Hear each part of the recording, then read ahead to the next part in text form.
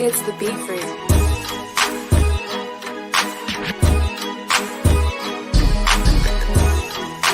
Tick tock, tick tock, tick. This for my LOUISIANA. Right about now, you're watching Tell It Like It Is, Sports Talk Podcast, with your host, Saint Superfan, Soul Saint, along with co-host Mike Teasy, and last but not least, Hakeem the Dream. We talking Saints, we talking Pelicans, we talking Tigers, and much, much more. Sit back, relax, and enjoy the show. And remember, nothing personal, it's just straight biz. We coming at you on Tell It Like It Is. Let's go! And I'm not playing. I go by soul, or call me a saint.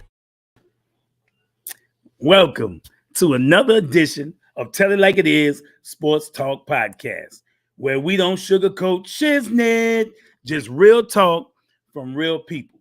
I'm your host, Soul Saint, and as usual, Saints plus Soul equals Super Bowl. I know you're wondering why I got this cruise ship in the back, why I'm wearing this Hawaiian shirt with my teams on it, because, you know, I have a cruise. My first annual cruise was this year. My second annual is going to be next year, and it was off the chain. So if you're interested in coming on the cruise, Mike Teasy will be there, a couple of other guys.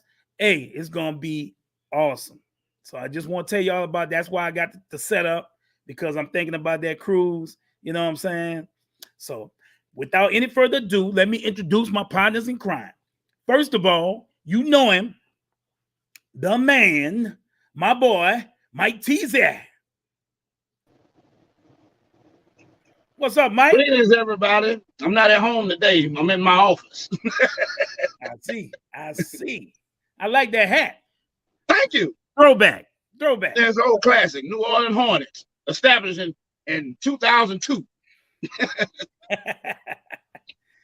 And my other partner in crime, y'all know him up there in that dirty bird country, Hakeem the Dream. Dirty bird country, but I don't worship him. You know what I'm saying? Shout out Third Wall. Dirty Wall, around the street. Bah! And hot sauces, of course. How y'all doing today? Beautiful day today. Before we start, I just want to say a word or two about our sponsor. Right. If you're bugged out, call MD's Consulting. Ask for my guy Scott at 225-229-1548. For all your pest control needs, they knock out the ground attack. I'm talking roaches, ants, termites, and spiders.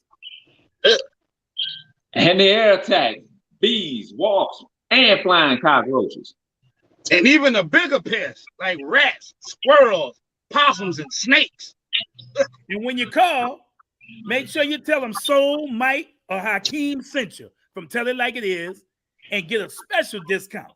Once again, call MD's Consulting, the heart and soul of pest control. That's right. Y'all run up if y'all want to. Y'all What's get y'all. What's up, my peep? Danny, we got Danny in the house. What's up, Mr. Furlow? What's him? We got Derek Prime Time from Houston. All right. Shout out, Ace. Got a cousin in Cable. What's up, Prime? What's happening? We got King David. What's happening? King Dave. What's going on, brother? We got Kenny Benoit. Okay. It's been a while. That's been wild. Yeah, I don't know why I say Benoit. I'm French. sorry. Benoit. And one. You don't know that. We got Flo Glow. What's up, Glow? What's happening? We got Bianca. We got Bianca in the house. Hey, B, what's happening? She a Yes, third. Lord. You too. We Yes, got Lord. Paul Rogers. That's Kenny Rogers' cousin. Yes.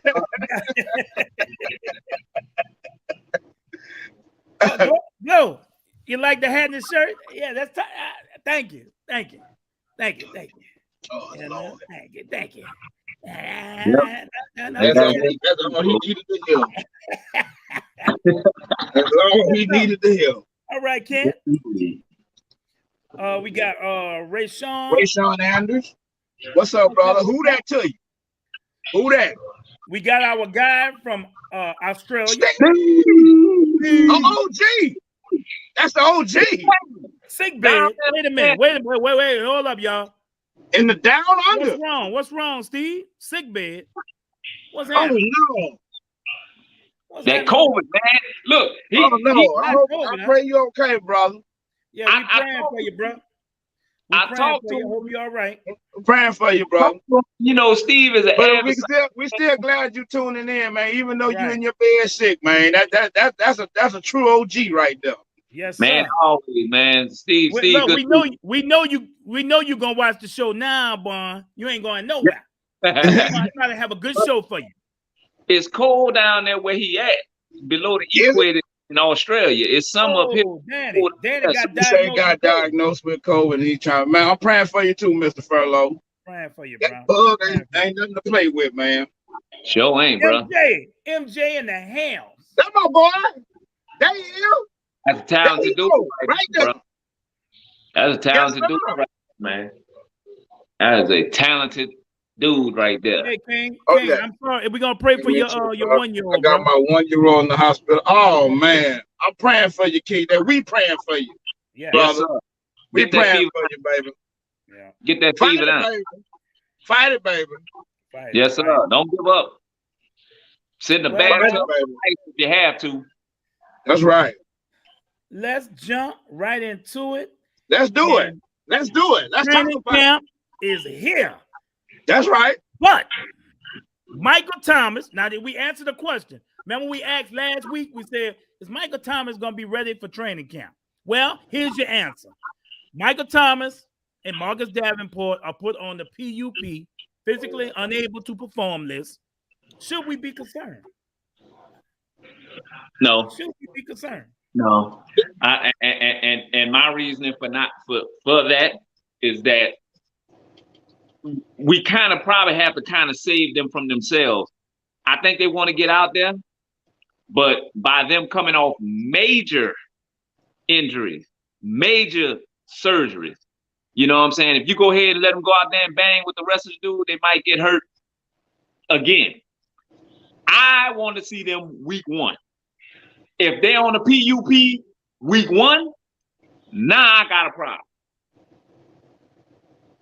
That's my take. That's why I'm not all that concerned about it. I don't think it's concerning. Right. I don't think it's concerning, but it is something you should pay attention to. But I do think they just taking every precaution. It is because, like I said, you still got time. The season starts in still over a month and a half from now. You know what I'm saying? I'm not concerned about August. I'm concerned about September. That's what I'm concerned about. You know, so when you have the physically unable to perform, it does not mean they sitting in a chair or in a wheelchair. Nothing. They're still working out. They still got good with team chemistry. They still, you know what I'm saying, learning the nuances of a new offense. If they add anything or stuff like that, they still doing individual workouts. I just thinking right now, they're keeping them more away from physical activity right now.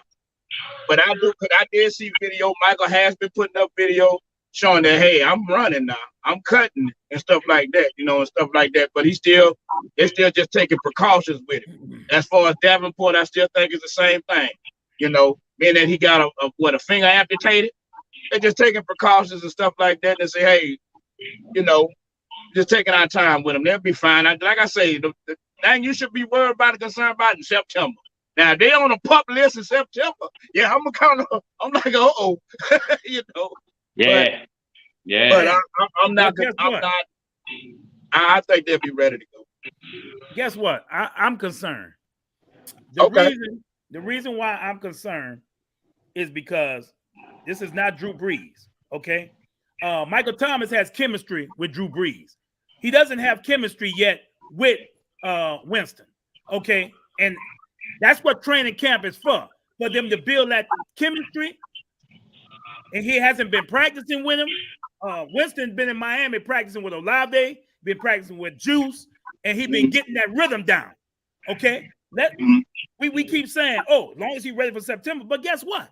September come, he's not just gonna go in the game and start clowning and start acting a fool. Because he got to knock Russ off. He got to get a chemistry with the quarterback. He's got to get a rhythm with the quarterback and all that. He's got to get in game shape. And that's what worries me. He needs this training camp. I understand that, but and that's the way who said he's not getting no chemistry with him? Who said he's not running with him? Who said he's not doing it? Have you seen any video of him? That's the point. Have you seen it? Have you seen it? But nobody knows that. Why wouldn't you show video? Why wouldn't you show video of you? Nobody knows that though. I don't know. I mean, nobody knows that though. I mean, nobody knows that he's not working out with him or practicing with him or doing something with him or talking with him or something. I mean, wait, something like that. Like, I mean, I'm really not. What up, Maya? What's going on, What's bro? up, Jamal? Jeremiah, how you doing? I'm really not. I'm like I say, I'm by September. You know. Ron, there you go blowing smoke again. There you go blowing smoke. I ain't saying you're wrong, no, but I mean, you know, the optics of the whole thing. Like, if you need to see I don't need to see video. I have to record every time I don't care if I don't see nothing. I want him to get a rhythm with his new quarterback, bro. That's all I want. I don't care about seeing nothing. They could He have played with him before. They can go in the closet as long as they need to practice together, bro. He have played with Jameis Winston before. That's his number one receiver. I think it'd be fine. I'm not concerned about that. I'm not concerned. Well, that's why we all have opinions, you know. But I agree. It's something to look at, to keep your eyes on.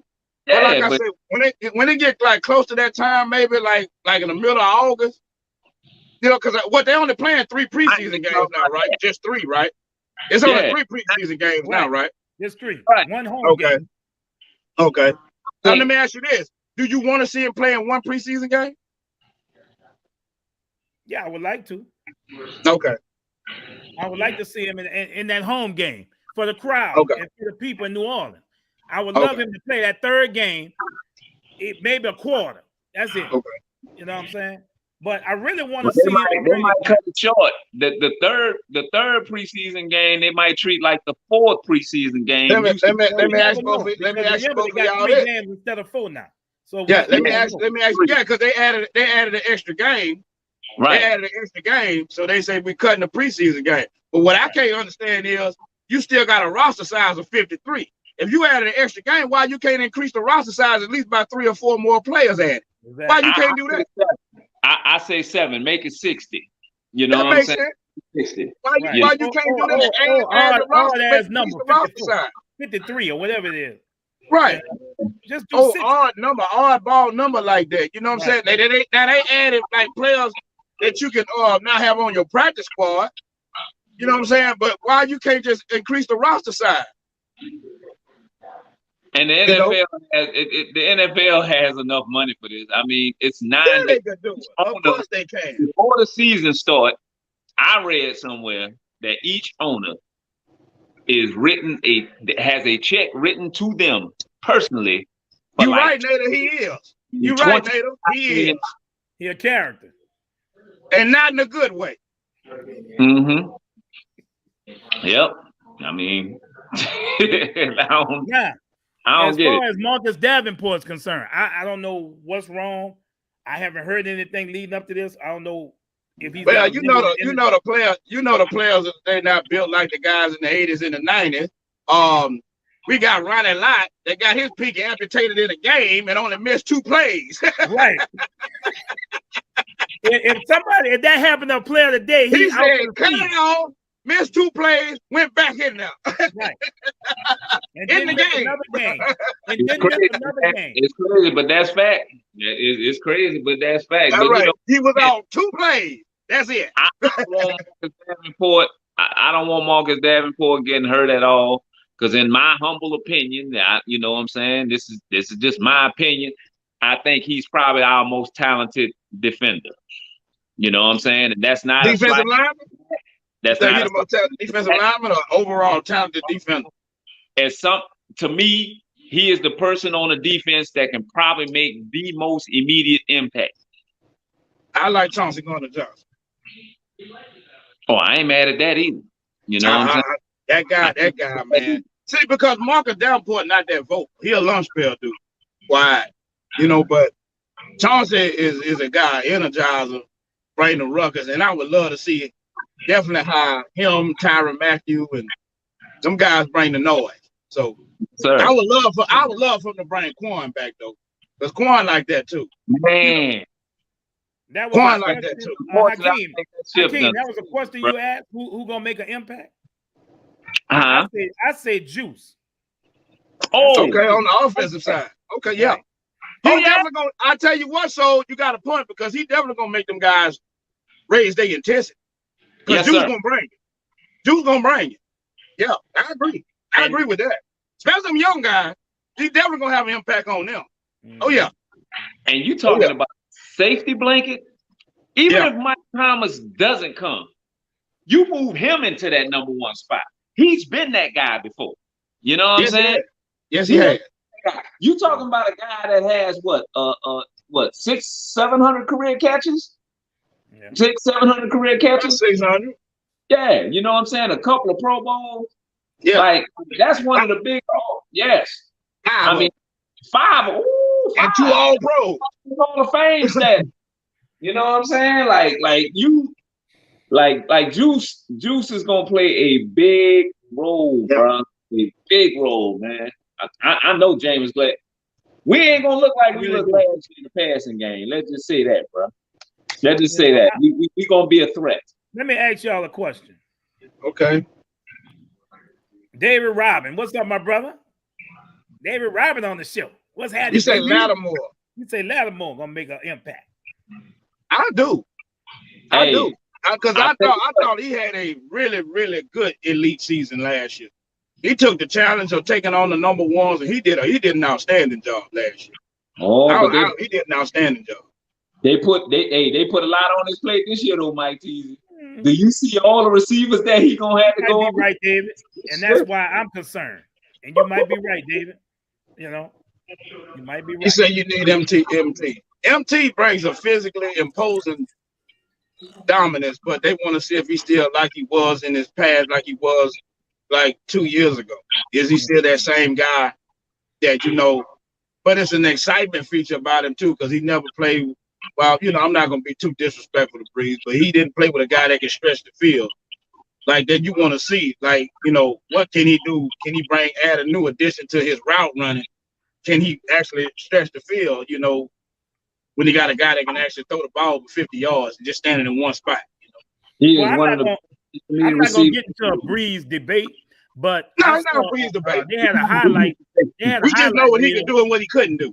Yeah, they had a highlight reel of Michael Thomas and Drew, and I didn't see one slant in that highlight. It was like they say, they call him slant boy. When me and you was talking about that, I said I don't see no slants up here. Right. I was seeing some deep posts. I was seeing some 9 routes. I was seeing a whole bunch of that. And Breeze was throwing him. And Breeze was throwing him. He was getting into it. He was getting into it. Dave, he was getting into it. Come on, Dave. The man is a veteran. He's been in this league. How you say he's not a legit 1 or 2? Nah, he could be a 1 or 2, depending on what he probably said he's not what he used to be when he was in Miami. David, Something like that, he could be a but spot starter at 1. He could be a spot starter at 1. I don't know if he can be a 1 for 17 I tell games. you what, if Callaway had like 50 catches and 700 yards last year as a 1, I guarantee you, Manager can outdo that.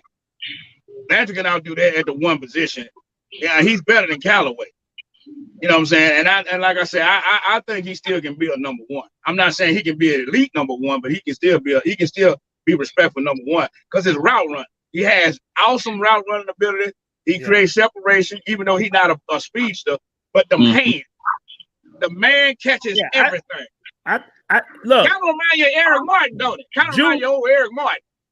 Juice, we talked about Michael Thomas and Olave opposite him before we got Juice. Okay, but really, Juice can do. So he's not Michael Thomas, but he could do some of the things Michael Thomas can do. He run good routes. He catches the ball. So I mean, you think about that, and you say, and he's a hand catcher, not a body catcher. He's a hand catcher. Not as big. He's not a big target like Michael Thomas. He got really good agility. He got really good agility. That's how he run really good routes. He got real good footwork, but he has natural hands. He catches it, and like I say, it's a difference between a body catcher and a hand catcher. That's why he's a good hand catcher, because hand catchers have good ability to run after the catch, and that's what Juice is known for. When you're a body catcher, you do like this here. You don't really you usually get tackled. You know what I'm saying? When you catch the ball with your chest and all that other stuff, you usually get tackled when you catch the ball. If you catch the ball with your hands, a lot of times you have the ability to run after the catch. That's what he brings to the table. That's what Odell brings to the catch. You think about guys that have the ability to run after the catch, they usually catch with their hands. Because they don't have to adjust after the ball hits their hands. That's another dimension that he brings to the team. And when you have a Michael Thomas out there, we don't know Olave because we don't know what he can do, but that's just at the college level, but we do know he has talent. And you got Juice, let's say get covered by a nickel or a safety. Oh boy, y'all in trouble. You in trouble. You're in trouble. Yep. I guarantee you that average about 13 to 14 yards a catch. Yep. You know who was a body catcher though? You know what I'm saying? That was the number 1 receiver. Joe Horn caught the ball with his body. A lot of times.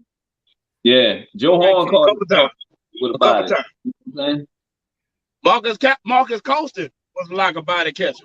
A lot of times he caught the ball with his body. He would be a beast, King David, if he could just stay healthy. If he stay healthy, he potentially can get 15 seconds. I've seen this drive offensive lineman back into the quarterback, like y'all remember him. The man used to play for the Philadelphia Eagles and the Green Bay Packers. He has that. Reggie White. Reggie White. Reggie so that's saying something now. So Reggie White now. You going that type of strength. You know, he can get better. He's still young. You know, I would say because a lot of people look at him and don't realize it until you see him actually out there when he's healthy. Look like Julius Peppers. Big, that's what athletic. Like, man, I'm talking about. I was like, bro, this dude really. I agree, Bianca. He really is good, man. He really is good. He just got to stay. He can get you 15. I'm telling you, if he can get you 15. Look like Julius Peppers out there, man. You know. Yep. Speed. You got to be healthy. Yep. Cam Jordan talk about it all the time. His speed is power.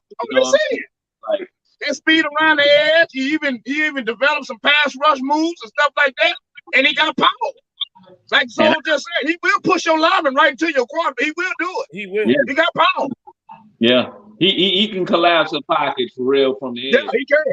But I think being that Tana, a lot of people forgot that Tana passing he got hurt for a significant amount of time last year, and he was showing something. He was getting like 4 or 5 sacks in like 4 or 5 games. Yeah, you lost that. Yeah, and it's gonna be good to see what's name starting the season this time because he missed the first 6 games. David Onyemata, he missed the first 6 games last year, so he gonna start the season off this year. That only helps to give the defensive line a boost as well. So I'm definitely excited about that too. Yes, sir. You know, and the guy that hurt Drew Brees, I was hearing a lot of positive things about him too.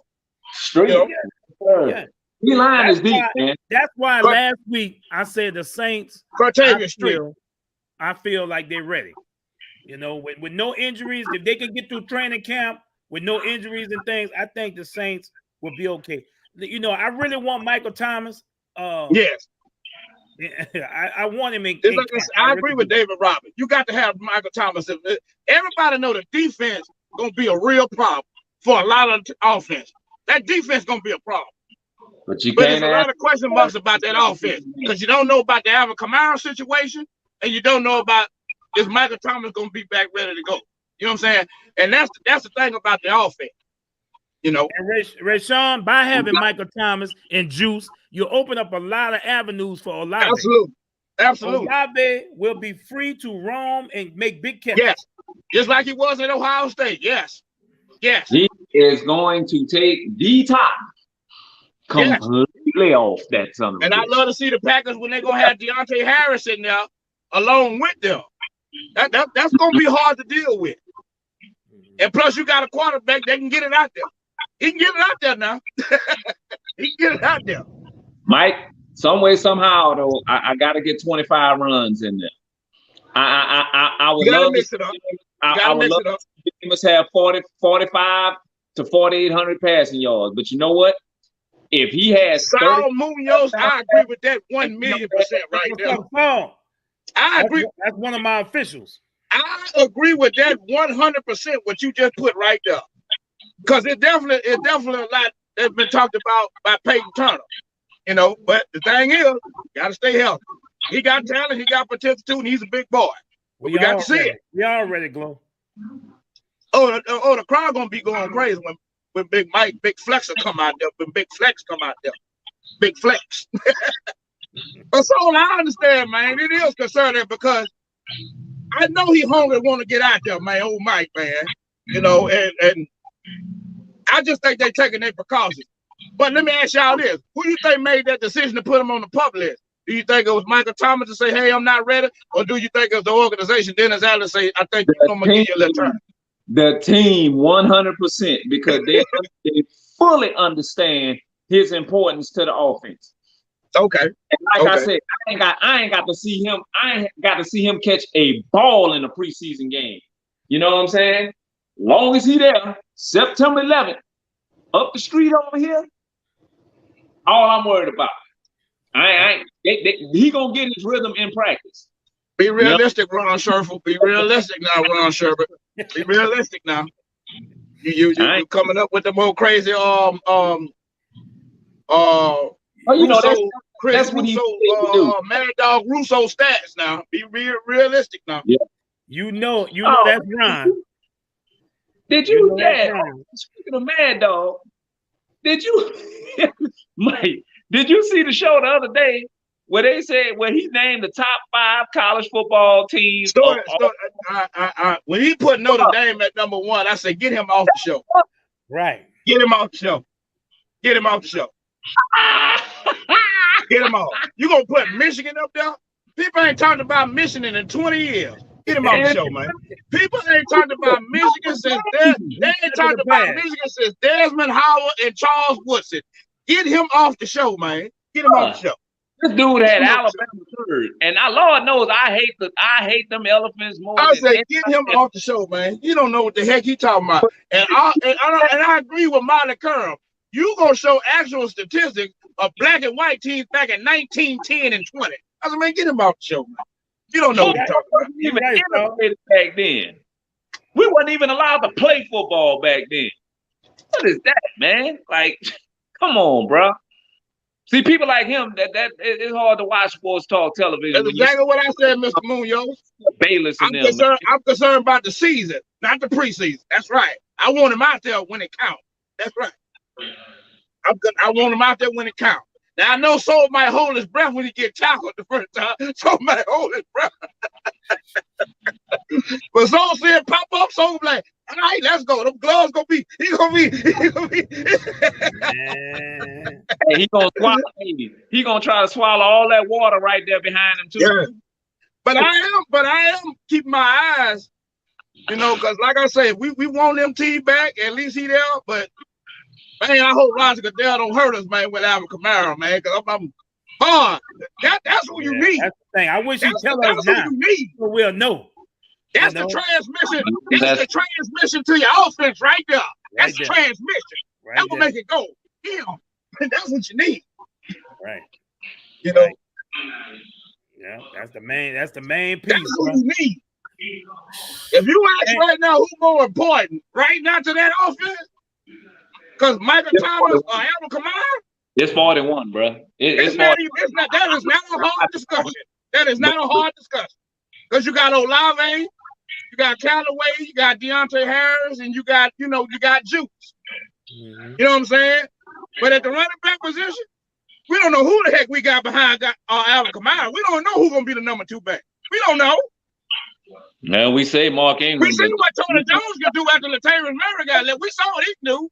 Yeah, he on the other side of 30. I love Mark, but man, you can't put all that pressure on him and ask him to carry high rush running load. That's why I'm also intrigued on seeing Abram Smith and yes, ma'am. I'm very concerned about that. I've been glued to find out because I know the trial. I think it's gonna start in August to see what's gonna happen. If they push it back, fine. I mean, he get to play, but Roger Goodell. Roger Goodell don't like us like that. So what he petty. But man, I need him, bro. I need AK. I need him. It's several concerns. I mean, that's the engine, the transmission. Winston, I think, is the engine. He's the transmission. So you need that to move. His transmission. You need that it go. to move. Yes, sir. He make it go. The motor is that offensive line. Mr. Robin with a paragraph. Let's see what he's saying. Tyler's top tier for this defense. Just hope the back end runs smooth. 2 new safeties. Not saying it's a talent issue because we know that the 2 guys in the north, Marcus and Malcolm. He has a point. He do have a point. I think that's the thing. Me and the team, you talked about this. A lot of people, and me and Soul as well. We talked about this too. I don't think you are going to lose any production from that safety position. I have studied and watched Marcus May. The reason why that people don't really look at Marcus May because he played for some trash with the Jets. Jets can't even stop me running the ball. You know what I'm saying? That's what turned Marcus May. That's when they realized that, hey, he's pretty good in the box too. He was a versatile safety. And he didn't get up too many opportunities as a playmaking safety to make picks. He got like 6 career interceptions because they couldn't stop the run. They couldn't stop the run. But hold on, Mike. Hold on, my brother. Hold on. But he also was playing with a guy that has all pro potential back there. Jamal Adams. Seattle Seahawks. But they didn't use Jamal Adams like that though. They did. They used Jamal Adams and kind of like in the role. They used him like a box safety. Yeah, like they used to use Earl. Like a box safety. They didn't realize he had all that talent. Right. But Marcus May is a solid guy. PJ is a solid guy. But okay, I'm talking about. Yeah, go ahead. Why you think they drafted soy sauce out of Cincinnati this year?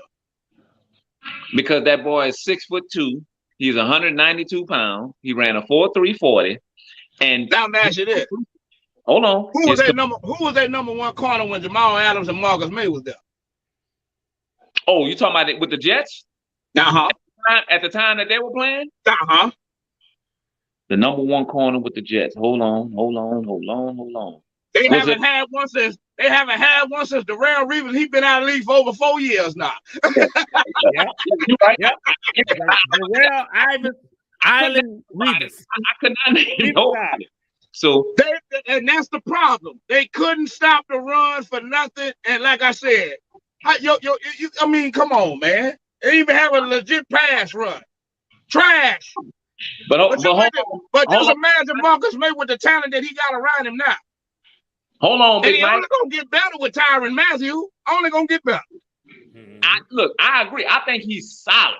You know what I'm saying? Okay. I don't think he's great or spectacular. Look, we're gonna miss 43. 43 had he a better tackler than Marcus Williams. He can tackle. Marcus May is a much better tackler than 43. But 43 you know what I'm saying, had range back there. But this is the thing. This is the thing with Marcus May as well that we haven't talked about. He has a suspension that's looming. You know what I'm saying? From a DUI. Yeah, from a DUI, and he's coming off a torn Achilles. It's two things. You know what I'm saying? That's kind of messed up with him going, starting off. Now, I want to say that you're right. Most of the time you is. And I hope I can come back and say, hey, Mike, you know what? Hey, I was wrong, bro. But you know the difference about Marcus May and Davenport and Michael Thomas, he ain't on the pup list. He out there. Yeah? Oh, is it? Yeah, well. He out there. Right. He out there. he out there in September, so he. And another but like you said, we had Roger Goodell Mercy with him though. We had his mercy.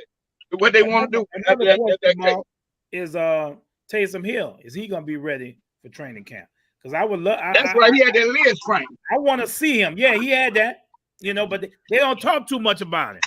If you remember, every offseason, Taysom Hill was in the talks when Drew Brees, with Drew Brees. Then the next year with Winston. Now you don't hear about him. He just kind of like $10 million. Why? Why? Yeah. 10 mil. Why? 10 million? Yeah, that's what he's gonna make. Down now, so good. Yeah. So what you said like with Taysom Hill? Yeah, I think Taysom Hill gonna be. I think Taysom Hill gonna be an extra. What's his status with his Lisfranc injury? I know he's a strong guy, and he comes back. He's a phenomenal athlete. He is a phenomenal athlete. Right. You know what I'm saying? But I don't know if I just want $10 million. I just want to see if this experiment is gonna work with him at tight end. I can't wait to see it. You know what I'm saying? I think he'll do all right. Like I said, I think he's wrong with the. I don't know why y'all pay attention to that. I don't know why y'all pay attention to that. This what she was commenting on. Like I say, the man got what, about 17 interceptions? About 17 interceptions. Something like that. We agree with this. I'm gonna miss that. He's a center fielder, man. And like I say, he was only improving year after year after year. 25 years old. It's a reason why they gave him $70 million in Baltimore. It's a reason. They ain't gave it to him because he chopped liver. They ain't gave him that because he chopped liver. Right. Just saying. Right. And I can promise you that New Orleans did want to keep it. I'll tell you what else I'm kind of concerned with, because I need Jameis to be fully protected. The two guards that we have. I already knew you were going to say that. What's the name of the season? What's the name of the season? Andrew Pete had a season injury too, right? You got one that right. You got one that can't pick up a stunt going into his third season, and then you got the other one that get hurt taking a shower. So, you know what I'm saying? Like, and that's in the interior. I'm okay with my center. My center is one of the best in football. Just like Davenport, he's a beast when he's healthy. Talking about Pete. He can run block. Always hurt. Man, his run block. I said, if you want to see something that gets you excited, when he pull it. When he pull it. That big joker be moving. That big bro, when that when he come out that line, when they do like a sweep or a stretch, and that joker come through pulling. Look, Andrew Pete, I think he top 3 in the league when it comes to pulling. When it comes to pulling, hey, check this out, Mike. I can see the doggone linebacker now when they see his big ass coming. The first thing they say to themselves is, "No weapon formed against me." I just see some cats just lay down. They just lay down. That's a big boy, man. And that joker moving. He coming. I see why they gave $60+ million. When you see him come out there pulling. I was talking to Hakeem earlier, You know, I was telling them, you know, about a little incident with me and my little brother. And one thing about me, you know, Boy, that crazy. I love my little brother takes. Sometimes he puts some interesting stuff What are you talking on his about? post. So I make sure I'm notified whenever he posts something, because he be posting some good juicy shit sometimes, you know. And he had one post today. Know where you're going, huh, Mike? Where I don't even want to talk about that. well, I mean, I talked to Hakeem. Hakeem said, "Yeah, we should bring it up." So you asked who the best receivers under 6 feet. So you had 4 receivers up there, and I said, and another gentleman that commented on your post also said, "Well, where's Wes Welker and Edelman?"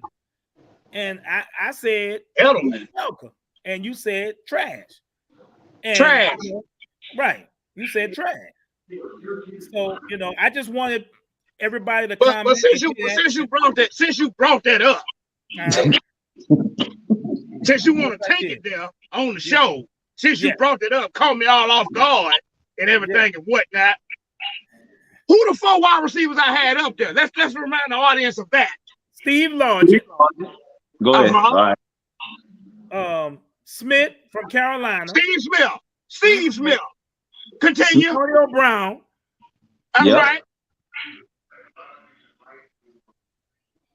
All Steve right, Logic. I gained Steve 3. Logic. So you don't remember the other one? Who said Logic? Deshaun Jackson. Yeah. Okay. Because me and Hakeem even said that he wouldn't even be a Hall of Famer. Yeah, man. Deshaun Jackson. Deshaun Jackson was, you know, Deshaun Jackson was hot. One of the greatest deep threats in history. He was one of the best deep threats, you know what I'm saying, at the time he was healthy.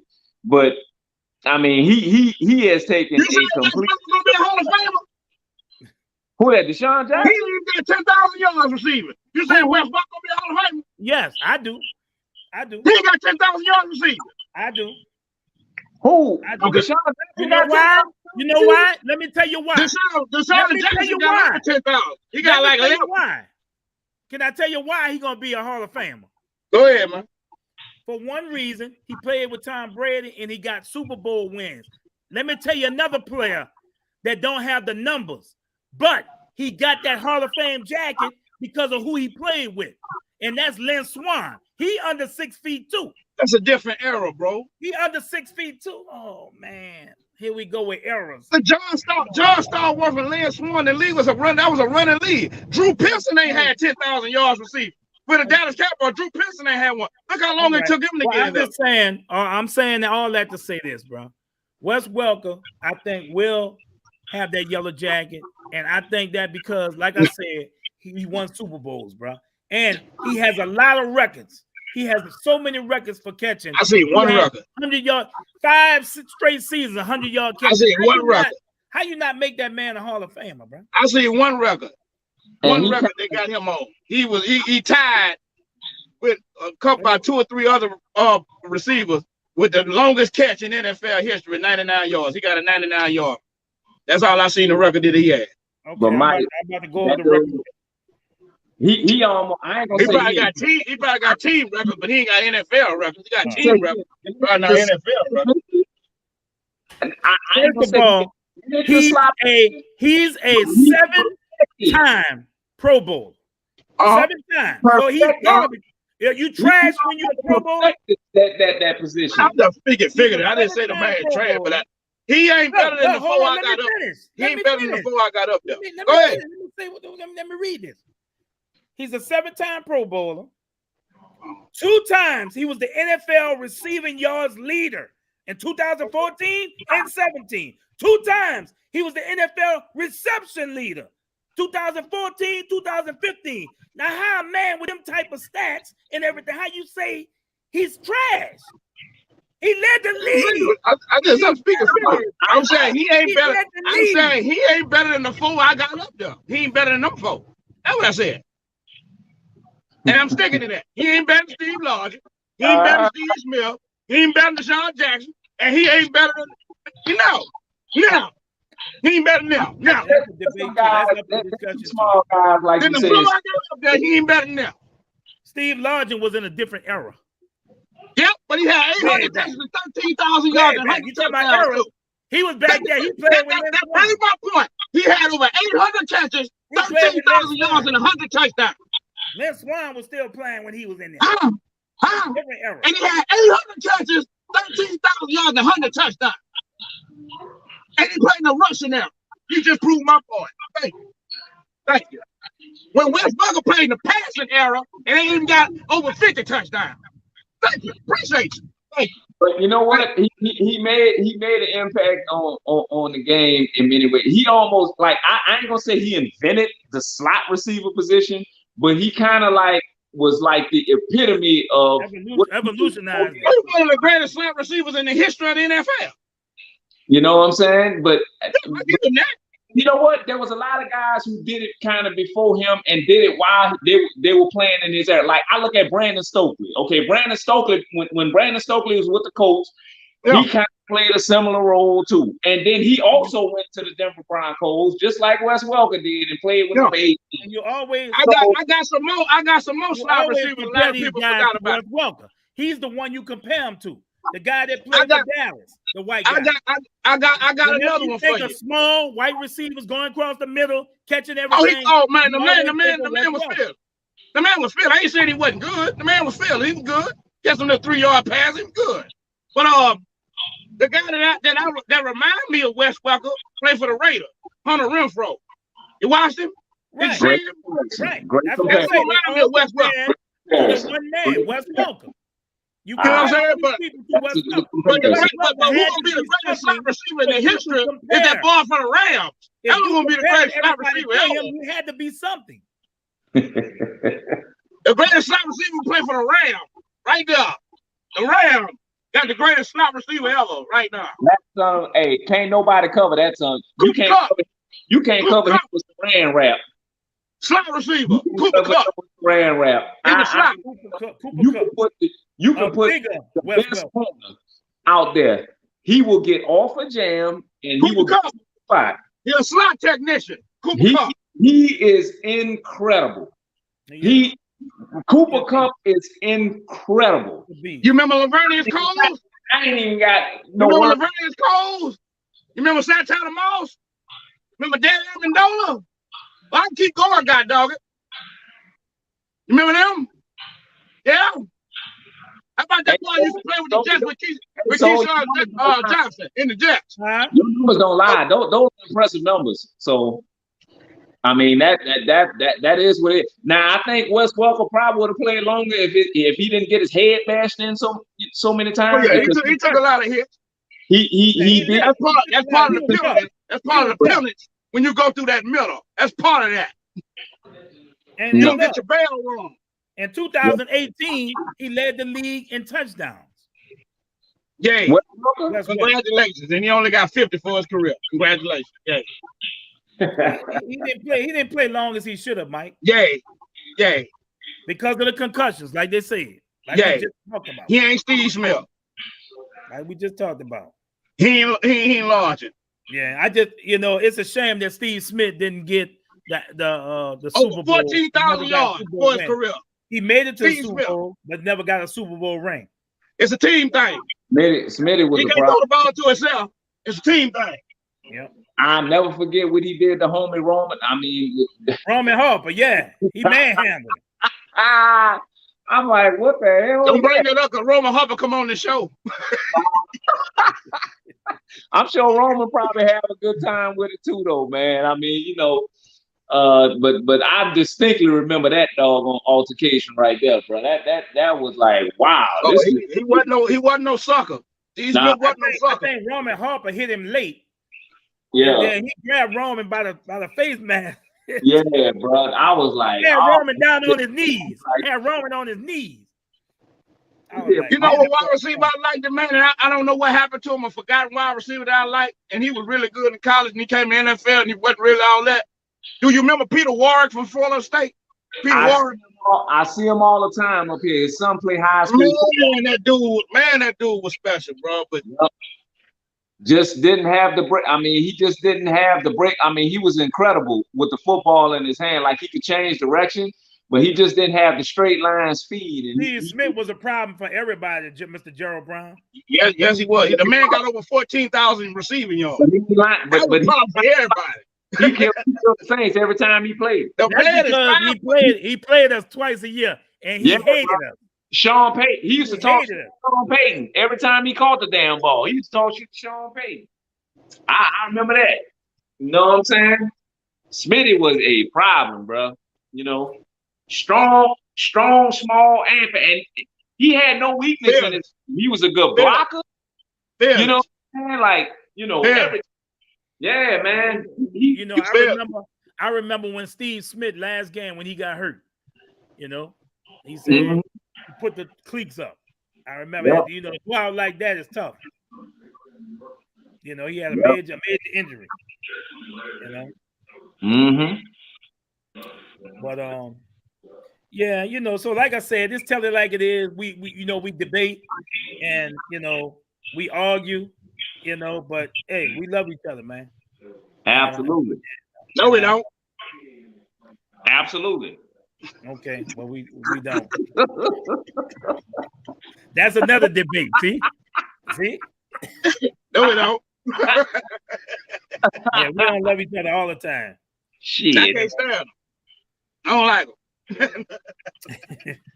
Hey, bro, somebody send me some hot sausage patties, bro. What happened? What happened to the? I thought you had 2 buckets. I got the links. I need to eat hot sausages every night. Damn right. I know I'm in the poor. I got to be in poor health. My poor inside's like, what the hell's going on here, bro? Hot sausages coming down every night. Hey, that's crazy. Put a hurting on me. One of our segments that we're gonna start this season is called Mike Teasy's Take of the Week. So we're gonna let him have the floor right now. I'm excited about this, boy. I'm excited about that. Take his Mike Teasy's Take of the Week. Take it away, Mike. Okay, this is my take. Usually I'm a historian. And I like to talk about historical figures that usually be forgotten.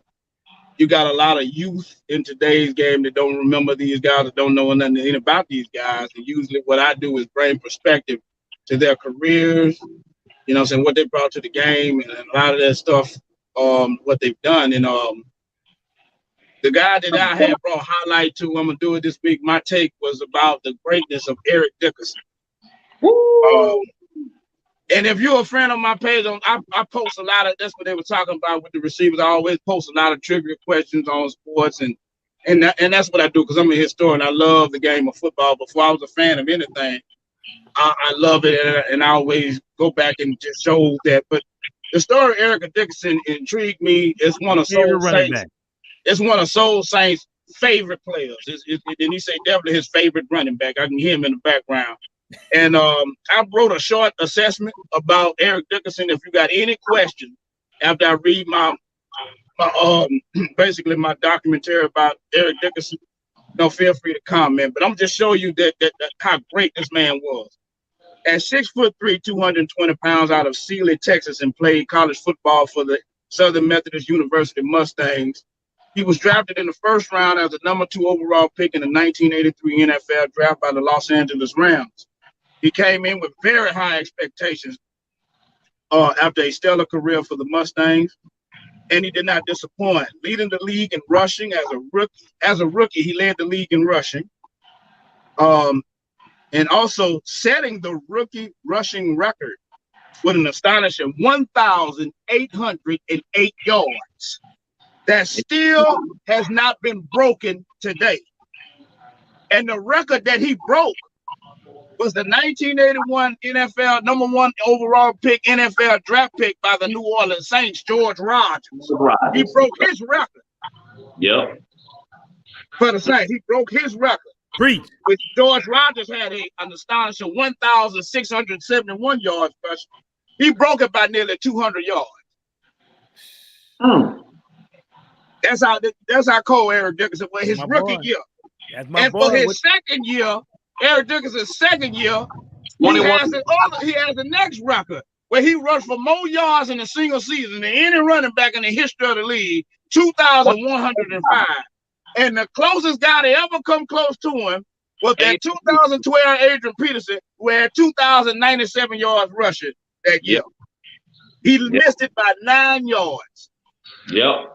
You know, so but now that they added an extra game in the season in 17, and this is what I wrote on that issue, is that although the regular season has been increased by 1 game since Mr. Dixon has played one, I personally believe his record will eventually be broken. It will be broken. But it should be judged. It should be judged on a 16-game format. Yep. It should be judged on a 16-game format. Yep. You know what I'm saying? That's what I believe. And Mr. Dickerson also holds the record for the most rushing yards in a playoff game, where he rushed for 248 against the Dallas Cowboys in the 1985. In just 11 seasons, he rushed for 13,259 yards, 90 touchdowns, 281 catches for 2,137 yards, and 6 TDs. He was a premier first ballot Hall of Famer after his first year of eligibility and 5 years after he retired. Ladies and gentlemen, Eric Dickerson. And look, let me say this. I had the opportunity to meet Eric Dickerson. Y'all seen my picture of me and Eric, and he's a nice guy. I met him at Richard Jackson's birthday party, and I couldn't believe it. I was kind of starstruck, but he made me feel so comfortable. I said, what's up, ED? And he was like, what's up? Like he knew me and everything. Well, I sat there, he was with his wife. He said, pull up a chair. I pulled up a chair and was talking to him, you know, and I said, I had a curl like yours. And I was talking to him. You know, he had the Jerry curl, he had the goggles, he had the tail pad. Nobody don't even wear no tail pad. He had the tail pads sticking out, side pads up high. Your dude was protected. Yeah, man. I think, and it's just my own opinion, man. I don't think that there was ever a running back with ran with the grace that he did. The only other person that I can think of that came close to it, I thought, was Eddie George. Outside of that, Eric Dickerson, there was nobody who looked better running the football. I'm talking about just pure step, you know what I'm saying? Outrun people. This man was a track athlete. You know what I'm saying? When he was at Southern. Once he saw daylight, like Gail says, once he saw daylight, it looked like everybody else standing still. All of them back in them days, and I ain't gonna lie, my favorite, you know, the guy that got me to even watch football was Tony Dorsett. But Tony Dorsett was only 5'9". This dude here was 6'3". That was unheard of back then. You know, 6'3" as a running back. Right, and most running backs was shorter back then. You know, that was considered tall for a running back, too tall. You know, when you're a running back, you need to get down when you go through that hole. But he used to run through that hole straight up. He would put that shoulder on you. He would put that shoulder on you. But man, it was just a sight to see. He was incredible. Eric Dickerson highlights, if y'all don't know. He was incredible. I mean, everything about dude. He was special. He was special. It was special. The fact that he wore number 29, which nobody had, you know what I'm saying? He had the wet Jerry curl with the with the doggone goggles with the tape on them to keep them together and all that stuff. You know what I'm saying? His face mask. Everybody started wearing that face mask because of him. You know what I'm saying? With the 2 bars. He even was a running back. He even was a running back with the linebacker neck roll. And he wasn't even considered a power back, but he had the neck roll. Right. He had everything. He had every pad. Like your boy said, he had every pad that he could put on him. He even had, I guess it did him some good because he's nearly 60 years old. When he's over 60 years old and he's still walking around, running and jogging, doing everything. Oh, yeah. And yes, he is. And Earl Campbell was at that party too, and he was in a wheelchair. You know. Yep. The only thing that really derailed his career in year 13, I think he kept it was his neck that you know what I'm saying, that made him retire. And as a running back, you know you go through 30 car crashes a game, so you know it was smart for him to get out when he did. You know what I'm saying, ending up with the Raiders and the Falcons and stuff like that. But you know that guy that he was poetry in motion. Special. Poetry. Thank you, Mike, for doing my guy. And that the first TZ's take of the week, you know. The star of Eric Dickers. Thank you. Good job. You know. Our favorite part of the show. My boy putting it in perspective. Yes, indeed. And you know what I should have did? And I you know, this is the first TZ take of the week. I should have showed a little highlights before, you know, we'll get it right. We'll get it right. Well, we get it. Okay. We'll get it right. Eric Dickers. So next week I'm gonna have highlights. For TZ Take next week, I'm gonna have highlights. You're gonna like next week. Oh yeah. Marshall Falk. So I just want to say, I just want to say, if anybody is interested in fantasy football, I got 6 leagues. I just started a dynasty league that I'm trying out. It's a $50 league just to try, because I never really cared for dynasty. That's where you keep your same players and keep them, you know. And you know, I never really tried that. I like starting over from scratch, having a whole new roster and stuff like that. But I'm trying the dynasty league. But I have 5 regular fantasy football leagues. If anybody would love Mike to play, but he said he don't have time.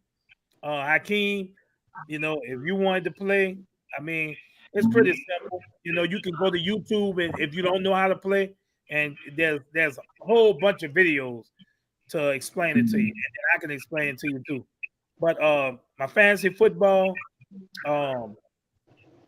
we had the call-in number, as you can see. It was there, but I had nobody text me and say they wanted to call in tonight. So we'll continue with that segment and see how it goes next week. Y'all don't be scared to call us. You know, I thought intimidating. Y'all make the show go. We real people. Fans. Right. We love our people, man. Look, hey. Ask a question if it's something you want to debate or if it's something you want to know. Oh. Yeah. You got a question about the team and the season and whatnot? You know, we see you put stuff in the comment section. Sure, you call on in. Exactly. Yeah, we all Saints fans, but you know what? We welcome football fans too. Because guess what? We were all fans of the game before we even picked the team. So look, hey, ain't gotta, you know, it's mostly about the Saints. But guess what? If you got factual knowledge about the Cleveland Browns, hey, we humble enough to hear that. Like, yeah, hey, we played them this year. You know, I didn't write this down, but since the NFL started, we had a football league before the NFL, but like I said, Green Bay won the first 2 Super Bowls. But since this era of football has started, there's been a few teams that has never made it to the Super Bowl. Yes, have never made it. And some of them we'll give a pass to because they just became teams like 20 years ago, 25 years ago. And I'm talking about like the Jaguars. Jacksonville Jaguars. They came in 95. Right. Jaguars. Cleveland is snake bitten. They haven't been in no Super Bowls, bro. They won a championship, but they never won a championship. When Jim Brown, back in the day, they won the AF championship. Yeah. They won a Super Bowl. Since the Super Bowl era, they haven't won. They haven't been to the Super Bowl. Yeah. The Super Bowl era started in 1965-66. Houston, Texas, another team. Yep. Them never been to the bowl. Nope. And we was on that list, We was on that list too.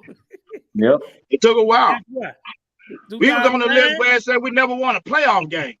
Right. Yep. We was on that list for a minute. Till 2000. So that's a long time. And, I wish these teams, I hope that they make it to the Super Bowl and are able to see a Super Bowl for the fans. You know what I'm saying? We fans. And we were so happy when I was Saints won, man. It was crazy in New Orleans.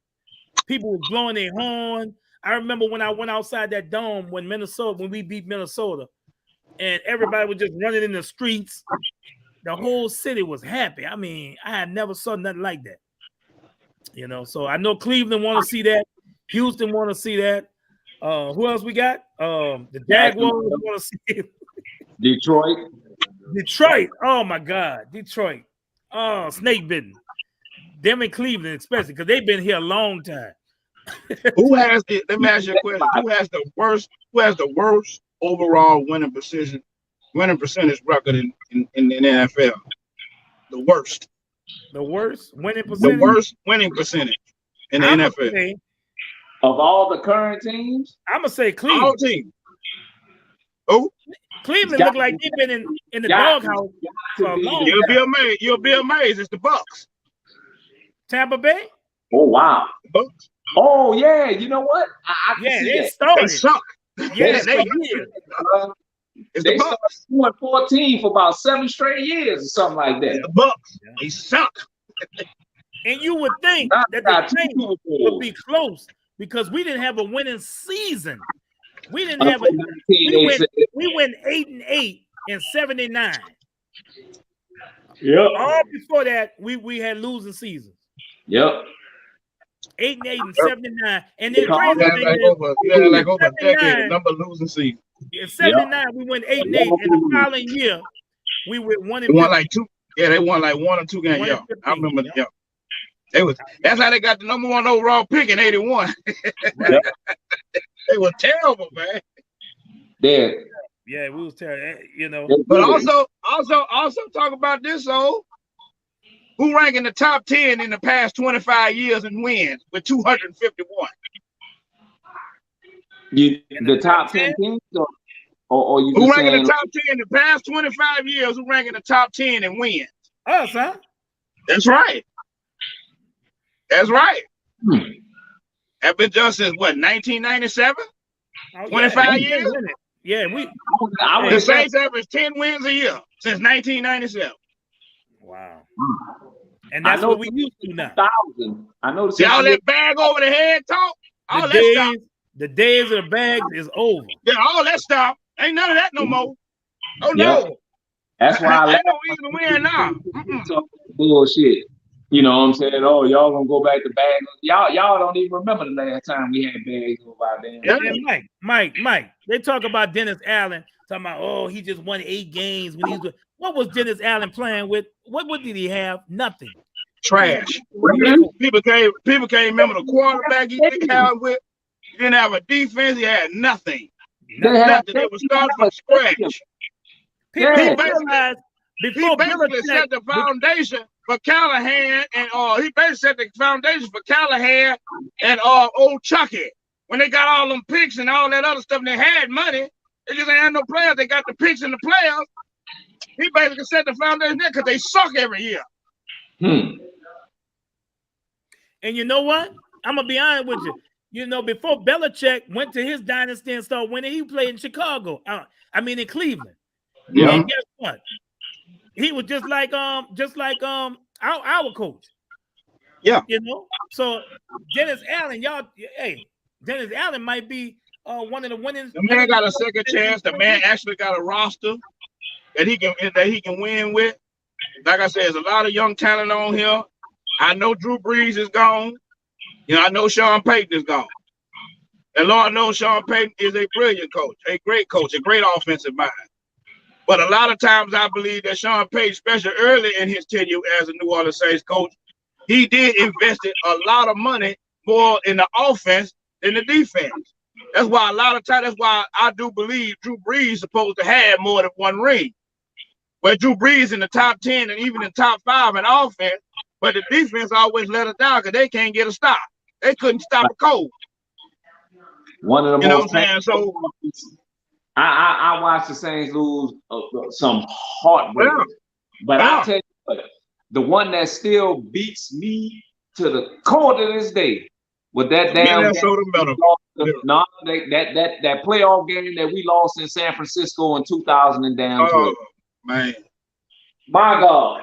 I mean, Malcolm Jenkins and Roman Harper, I love them. But the way Vernon Davis did y'all, in them last 2 damn quarters, I still have night. I go to therapy over that shit right now. You know what I'm saying? Because look, we finished 13-3 with them. And just think about it. Against the 49ers and against the Minnesota Vikings, bad safety play.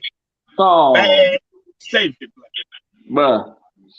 Yeah, man. I've been to therapy on Saints losses. I'm telling you. I think I might have to go see that my was side. Heartbreaking, gut-wrenching losses. That was hard. That was hard, bro. That was hard. I mean, and we lost. And I'm talking about Drew. Ain't talking about Drew Brees. It was cooking, boy. The boy was cooking. He was cooking.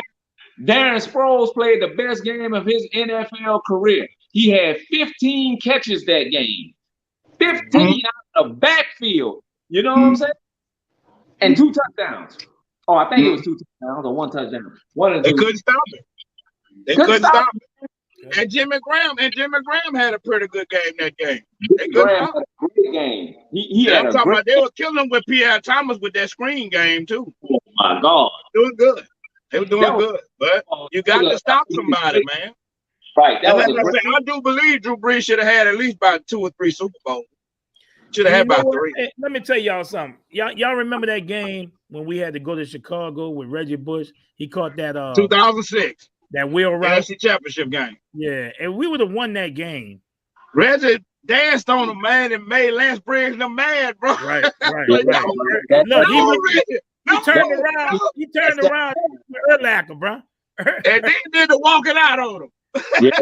No, Reggie. Down, bro. They had a couple of Saints defenders made some bad plays. Roman Hall. We had bad cornerback play too. Yeah. Roman and them was still our corners and stuff at that time. I think, we had bad cornerback play that game. Man, we had bad everybody. Our whole secondary, bro. Remember Jay Bellamy? Yeah, bro. Boy, you talking about you to have me throwing stuff, Jay Bellamy? Oh. That was Jason David. You know what I'm saying? Like, why do we pay him? Like, They had him in the wrong. They had him in the wrong scheme. Had him as a man corner, and he was his own corner. And Peyton Manning, that first game on national TV, Peyton Manning say, "Oh, that's who y'all got? Oh boy, he made an example out of him." I said, "It's gonna be a long season. It's gonna be a long." I remember that game.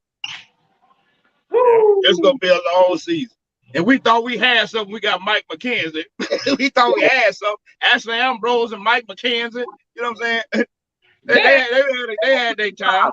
They actually was solid. Mike was pretty solid though. I mean, he had his up and down, but you know, he was pretty solid. You know, but we all know who the worst was. Fred Thomas. Fred Thomas. Boy, if I don't know how he played that long in the NFL. I don't know how he played that long. I don't know how long he played. That was Jim Haslett, boy. He loved him some damn. I would say Fred Thomas must got pictures, video, or something on them. Jim Haslett loved that guy, man. I say, man. Then they gonna draft Alex. Then they drafted Alex Molden. Trash. Another horrible pick. I mean, we used to couldn't catch a break. We thought we was doing something. I mean, when Eric Allen came to the Saints, he wasn't the same player. You know what I'm saying? He basically signed with us for the money.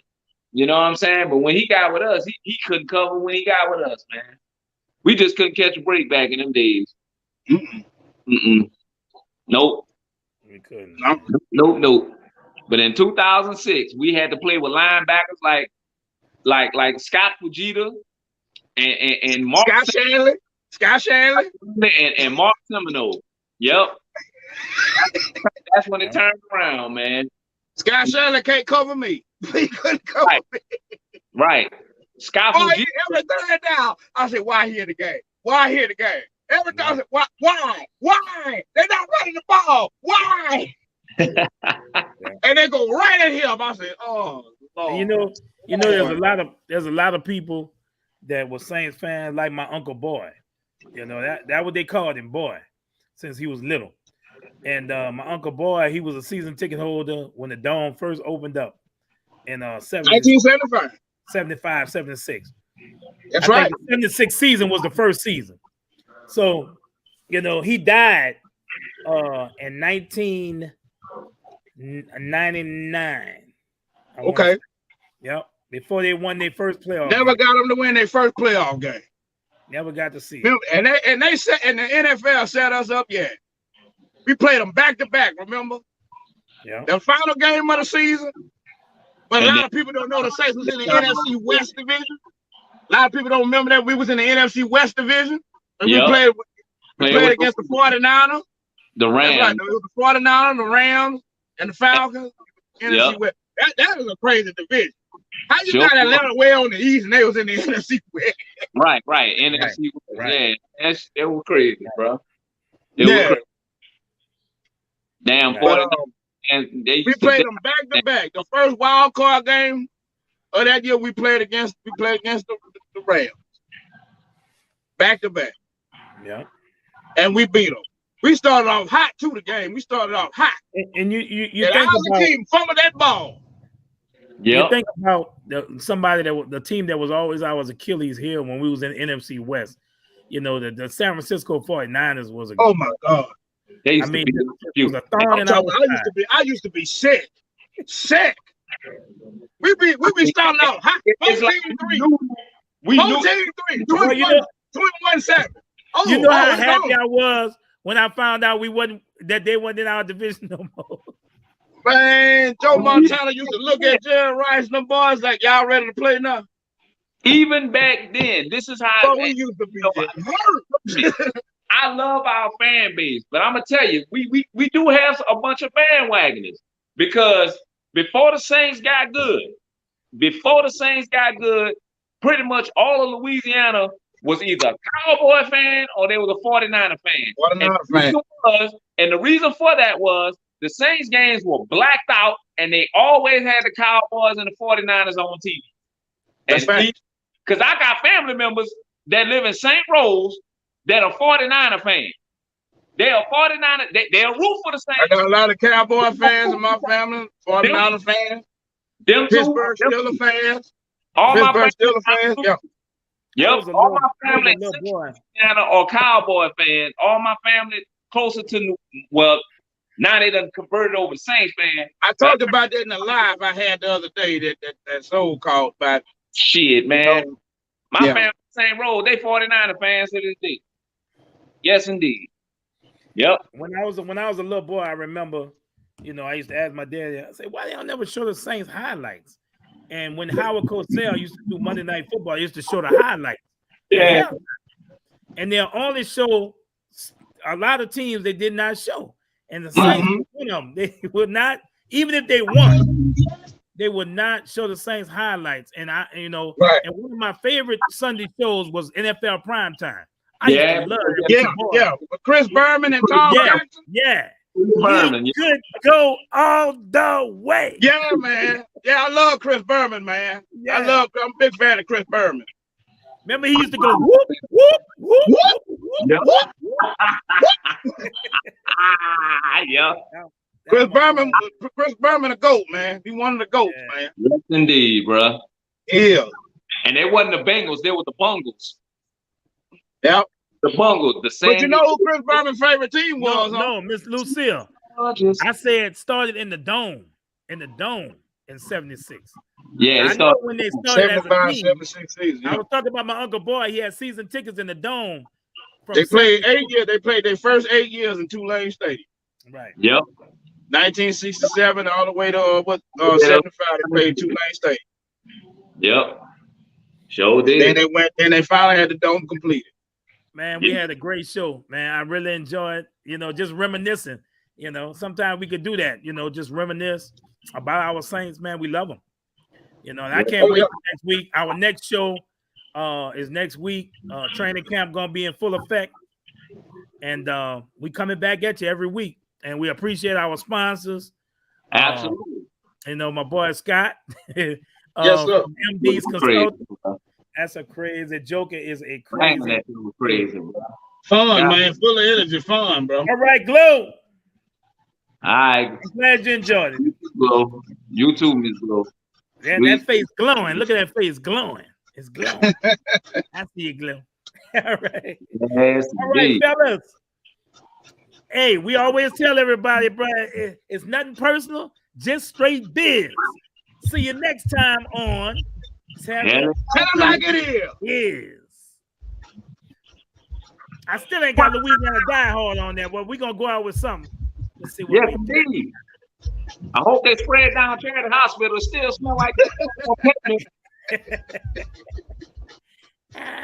Woo! Y'all have a good night, man. We out. We out. Thank you to the fans, man. Things coming. We coming to get them. Thanks to Let's hear for the black and gold. Now let's go. Let's scream who that. Any competition, yeah, we coming to get you. Let's go. Saints fans, stand up now. Let's hear for the black and gold. Now let's go. Let's scream who that. You better run it high, cause we coming to get you. Saints plus soul equals Super Bowl. Ask Joe, ask soul, now you been told. Black and gold, we on the road and we big and bold. You opened up your mouth, now you're knocked out cold. We coming to get ya, I bet you won't win. Left hook, right hook, again and again. We got that high-powered offense with that lethal punch. We're the bullies of the block and we'll take your lunch. So to all of my who-dats across the land, and to all other teams that don't understand, we coming to get ya. I go the Super Bowl. We gonna beat the Lombardi. Black Everybody, let's go. Saints fans, stand up now. Let's hear for the black and gold. Now let's go. Let's scream who that. Any competition, yeah, we coming to get you. Let's go. Saints fans, stand up now. Let's hear for the black and gold. Now let's go. Let's scream who that. You better run it high, cause we coming to get you.